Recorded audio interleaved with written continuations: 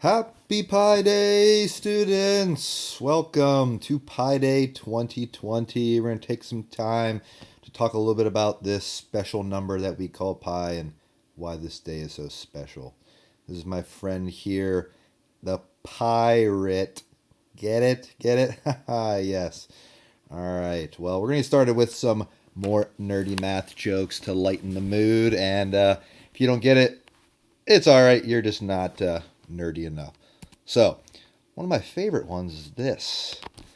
See if you get it yourself.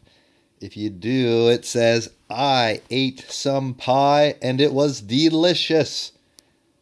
If you don't get it, you'll learn it eventually. But the square root of -1 is another thing called an imaginary number, which we represent with the letter I. So, I, 2 to the third power is 8. That is the mathematical symbol for sum. So we get I ate some pie. This next one is one of my favorites. I is telling pi to be rational. And pi is telling I to get real because he is imaginary. And pi is irrational because it goes on forever and ever and has no pattern. Math jokes, if you get them, you probably don't have any friends. No, that's not true. I've got plenty of friends, I think. Octopi. We've got 8 little legs there. That is a fun little creature. The worst thing about getting hit in the face with pi is that it never ends. Because it goes on forever and ever. Get it? If you happen to find yourself in a situation where you can leave exactly $3.14 to make a nice round number, you could leave a tip of pi like this person did here. Pie. A delicious coincidence? Oh, backwards. It's the exact same thing. Look at that symmetry. It's beautiful. Coincidence? I think not. Pi telling 1/3. You're so redundant. Get it? Because he keeps repeating itself. 0.33333333. At least I recycle. 1/3 has a pattern. Pi literally has no pattern. It's just a bunch of random digits. It keeps going and going on and on forever and ever. No pattern. At least not yet. Mathematicians are hoping to maybe find it. We'll talk more about that in a little bit. Pi Day, the perfect holiday to celebrate with friends you don't have because you celebrate Pi Day. Again, it's okay to be a nerdy math student. You can still have friends. You can have it all. I firmly believe that. All right, so in case you weren't aware, 5 years ago was a special version of Pi Day called Super Pi Day. This is a picture of me celebrating that exact moment because it only lasted for 1 second, and then later on in the day, 1 second again. But that was March 14th, 2015 at 9:26 a.m. and 53 seconds because it was the first so many digits of pi, 3.141592653, and it won't happen again for another 100 years. So you'll all be dead by the time that happens again. If you didn't catch this Super Pi Day, sorry, you missed out. All right, let's talk a little bit about why this number is so special. What is the history? Why is it called this? Well, what is pi? Pi is equal to the number of times a circle's diameter will fit around that circle. So if you take a piece of string and wrap it around, take the diameter and wrap it around any circle, it'll wrap around exactly 3.141592653, blah, blah, blah, that many times. And so we say it's about approximately 3.14. But it does go on forever and ever. They have not calculated the last digit. They are still calculating it. We'll talk more about that later. But there's no patterns. Sometimes there's like a 999. It looks like it's going to start repeating, but it never does. And it starts changing numbers. So we'll talk more about that. Again, no pattern, doesn't repeat. Therefore, we call it an irrational number. An irrational number is a number that cannot be written as a fraction. If it can be written as a fraction, it's either a pattern or there's some kind of repeating pattern. So why is it called pi? Pi is actually the Greek letter for the word periphery, which is the representation of that relationship between diameter and circumference. And so rather than calling it this word, they said, let's call this number pi. This is the first Greek letter of that word. And so this number just kept coming up over and over again. And there's records of it being mentioned as early as 1650 BC on a piece of Rhine papyrus that was discovered. They found the value to be about 3.16. And so it continued just to come up and up. The mathematicians and people of the world kept doing calculations, and they would see this number close to 3 come up. There's even a reference to it in the Bible in the book of 1 Kings, chapter 7, verse 23, where they're talking about this circular object, and they refer to a unit that was around 3, and that was referring to pi. Archimedes, a famous mathematician, calculated it to be around these two fractions, which are like 3.1 something, and it was pretty close. But that was his best guesses. Again, they kept seeing it come up over and over again in so many different relationships revolving around math. Zhu Zengqi, around 430 to 501 AD, he got it a bit more precise as he calculated it to 355 divided by 113, which is narrowing in on that 3.14, 195, yada yada. Indian mathematician named Brahmagupta, he calculated it to be 3.1622. So they kept getting closer and closer. But again, back then there was no technology, no calculators, no precise ways of measuring. And so that was pretty close considering what they had available to them. And so in 1430, granted this is still 600 years ago, Al-Kashi calculated it to 14 decimal places, which is quite impressive considering the lack of technology back then. Newton, you may have heard of him before, Sir Isaac. He calculated it to 16, so they kept getting a little bit closer. But again, it took 200 years for them to go 2 more decimal places. A mathematician named Ferguson calculated it to 620. Again, this is now 300 years later approximately. And so they're getting further and further with more precise technology. In comes the invention of a calculator. And so using a desktop calculator, the same mathematician was able now to go to 710 decimal places. Okay, so we've had such extreme advancements in technology and computers that now Kaneda and Takashi in 1999 were able to use computers to calculate it to 206 billion digits of pi. So, going back to some different cultures, people all around the world have been interested in this number and trying to see if they can get the most precise decimal. Earliest discoveries were made by Egyptians and Greek mathematicians, and then further elaborated on by Chinese, Indian, and Arabic mathematicians. Some of the most recent discoveries were some Western as well as Japanese mathematicians. And so why is it so fascinating? Well, one, it provides an intellectual challenge, that desire to want to keep looking and see if this number will end.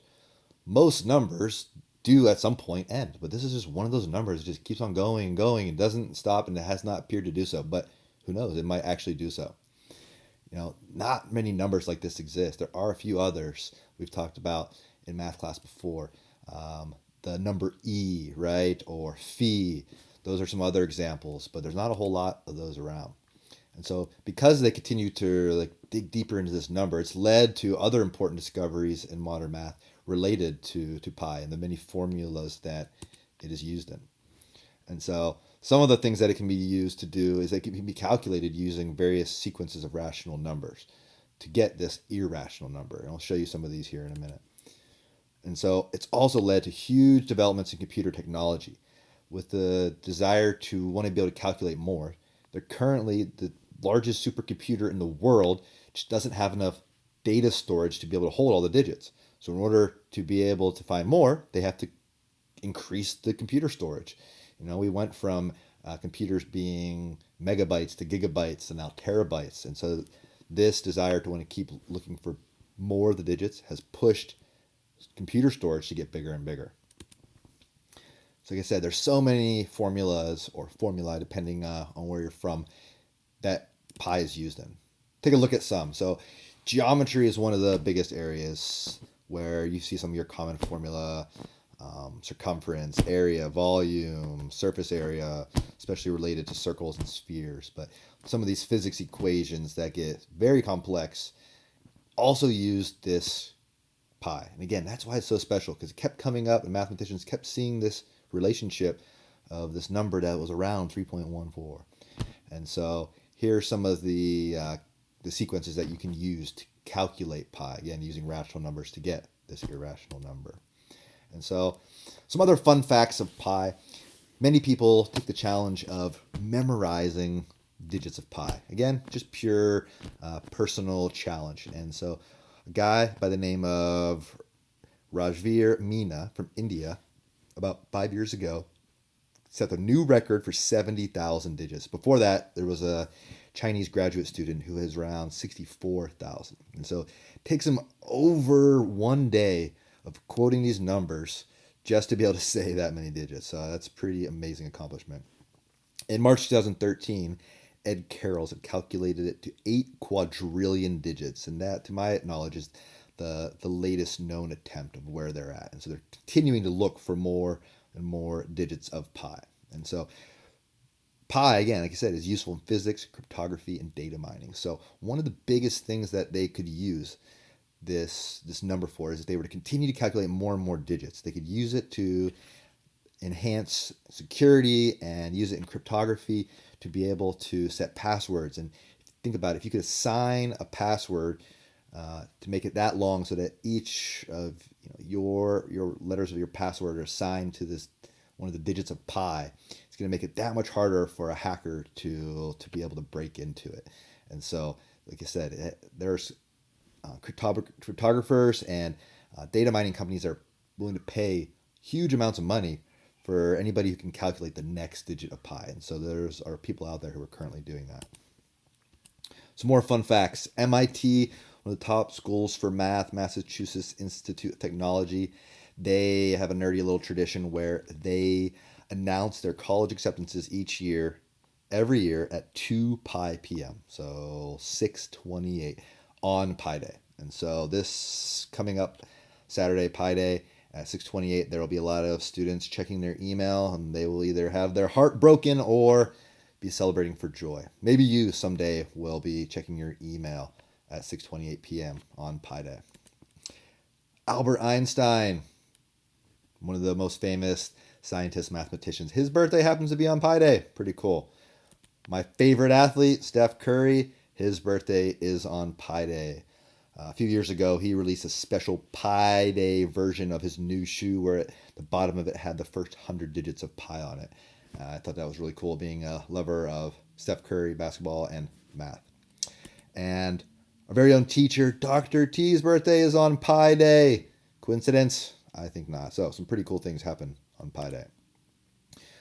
There's a lot of different ways to memorize pi.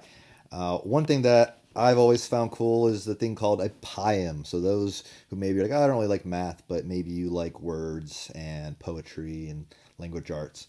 Well, you can write a poem to the pattern of the digits of pi.